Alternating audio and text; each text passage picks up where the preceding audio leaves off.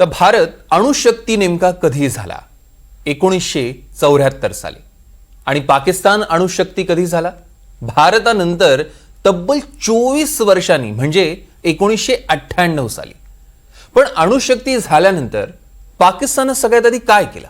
तर फक्त आणि फक्त भारताला अणुबॉम्बच्या धमक्या दिल्या. पाकचे माथे फिरू नेते आणि लष्करशाह नेहमीच भारताला अणुहल्ल्याची धमकी देत आले. आजच्या एक्सप्लेनर मधनं आपण पाकिस्तानच्या हाती अण्वस्त्र असणं हे किती सुरक्षित आहे हे जाणून घेणार आहोत. पहलगाम हल्ल्यानंतर भारतानं पाकिस्तानवर पलटवार केला. पाकिस्तानात घुसून शत्रूचे 11 एअरबेस उद्ध्वस्त केले.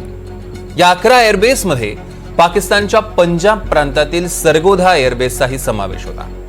या हल्ल्यानंतर पाकिस्तानच्या किराणा हिल्समधनं रेडिएशन लीकची चर्चा नेमकी का सुरू झाली? कारण सरगोधा एअरबेस हा किराणा हिल्सपासून फक्त 20 किलोमीटरवर आहे आणि याच किराणा हिल्समध्ये पाकिस्ताननं अण्वस्त्र साठा ठेवल्याचं बोललं जातं. आता या किराणा हिल्सवर भारतानं हल्ला केलेला नसला तरीही या किराणा हिल्समधनं अणु उत्सर्जन झाल्याची म्हणजेच रेडिएशन लिकेजची चर्चा अगदी जोरात सुरू झाली. अणुशस्त्र साठा उद्ध्वस्त होऊ नये म्हणूनच पाकिस्ताननं भारतासमोर गुडघे टेकल्याचं आता बोललं जात आहे. दरम्यान जो देश आपल्या अणुशस्त्रांची सुरक्षा करू शकत नाही अशा देशानं इतक्या मोठ्या प्रमाणात अणुसाठा ठेवणं म्हणजे बॉम्ब लावलेल्या खुर्चीवर बसण्यासारखं आहे, नाही का?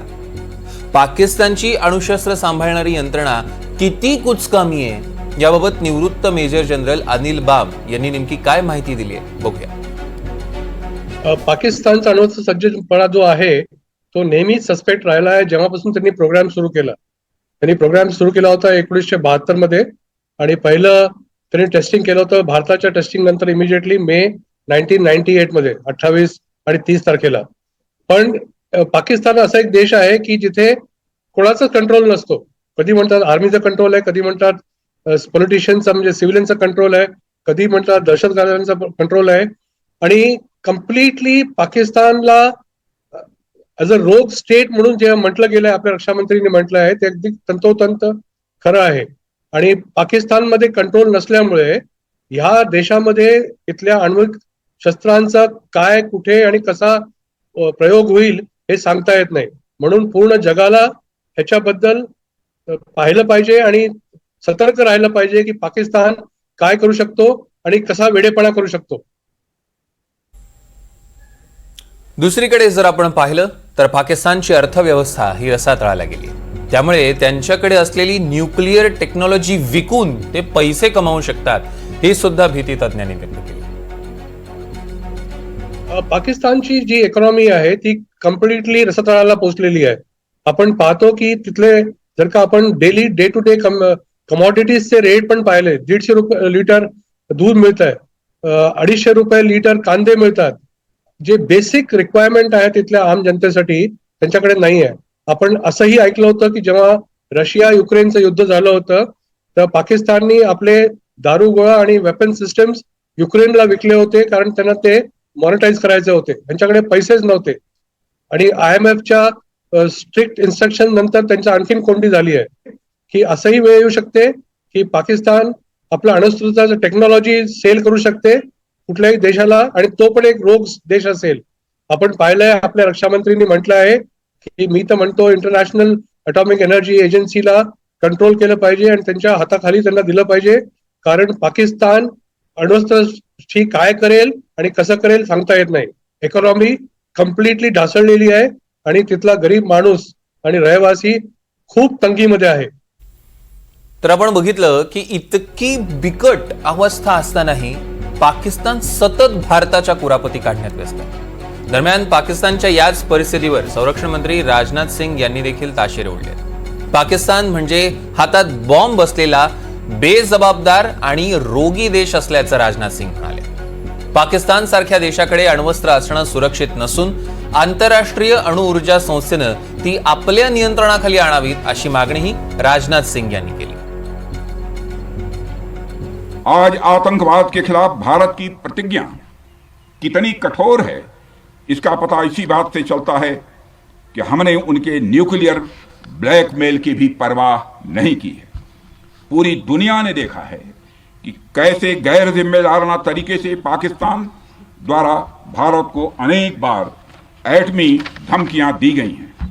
आज श्रीनगर की धरती से मैं पूरी दुनिया के सामने यह सवाल उठाना चाहता हूं कि क्या ऐसे गैर जिम्मेदार और रोग नेशन के हाथों में परमाणु हथियार सुरक्षित हैं? मैं दुनिया के सामने यह सवाल खड़ा करना चाहता हूं। मैं मानता हूं कि पाकिस्तान के एटमी हथियारों को IAEA international atomic energy agency की निगरानी में लिया जाना चाहिए।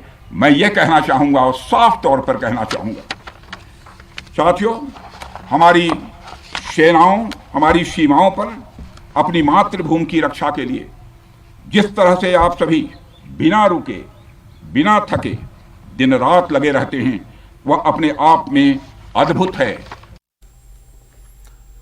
तर राजनाथ सिंग यांनी ज्या IAEA संस्थेकडे कारवाईची मागणी केली आहे ती संस्था नेमकं काय करते, ही संस्था नेमकी अस्तित्वात कशी आली याची थोडक्यात माहिती देतो। तर IAEA ला न्यूक्लिअर वॉचडॉग असं म्हटलं जातं। IAEA म्हणजेच आंतरराष्ट्रीय अणु ऊर्जा एजन्सी। IAEA ही एक आंतरसरकारी संस्था आहे, म्हणजे अणु ऊर्जेच्या शांततापूर्ण वापराला ती प्रोत्साहन देते। अण्वस्त्रांचा कोणत्याही लष्करी उद्देशांसाठी वापर रोखणं हे या संस्थेचं ध्येय आहे। 1957 साली संयुक्त राष्ट्रांच्या अंतर्गत येणाऱ्या देशांनी या संस्थेची स्थापना केली। जगातील शांततेसाठी अणु संस्था हा याच्या स्थापनेचा मुख्य उद्देश होता। आता याच IAEA संस्थेचं प्रत्येक देशाच्या आण्विक शक्तीवर लक्ष असतं आणि पाकिस्तानमध्ये कोणतंही न्यूक्लिअर लीक झालं नसल्याचा दावा याच संस्थेने केलाय। आता पाकिस्तानमध्ये न्यूक्लिअर लीक जर झाली नसेल तर चांगलीच गोष्ट आहे, पण पाकच्या नेत्यांच्या तोंडून सतत लीक होणाऱ्या धमक्यांचं काय करायचं? या धमक्यांना कोण आवरणार आणि अशा धमक्या देण्यावर जाब कोण विचारणार? म्हणजे अण्वस्त्र क्षमतेच्या बाबतीत म्हणायचं झालं तर आण्विक शस्त्र साठ्यात भारत हा 6व्या क्रमांकाचा देश आहे। भारताकडे सध्या 172 अणुबॉम्ब आहेत आणि पाकिस्तान आण्विक शस्त्र साठ्यात 7व्या क्रमांकाचा देश आहे। पाकिस्तानकडे 170 अणुबॉम्ब आहेत। तर भारत आणि पाकिस्तान हे अणुशस्त्रधारी देश नेमके कधी झाले ते देखील जाणून घेऊया। भारतानं 1974 साली पोखरण येथे पहिली अणुचाचणी केली। या अणुचाचणीला स्माइलिंग बुद्धा असं नाव देण्यात आलं होतं। या चाचणीला पाकिस्तानसह अमेरिकेकडनं कडवा विरोध करण्यात आला। भारतानं अणुचाचणी करू नये म्हणून दोन्ही देशांची भारताच्या हालचालींवर अगदी करडी नजर होती। मात्र सगळे अडथळे पार करून भारतानं पोखरणमध्ये यशस्वी चाचणी केली आणि जगात अणुशक्ती असलेला 6वा देश झाला। मग नंतर तब्बल 24 वर्षांनी पाकिस्तान ह्याच अणु क्लबचा सदस्य झाला।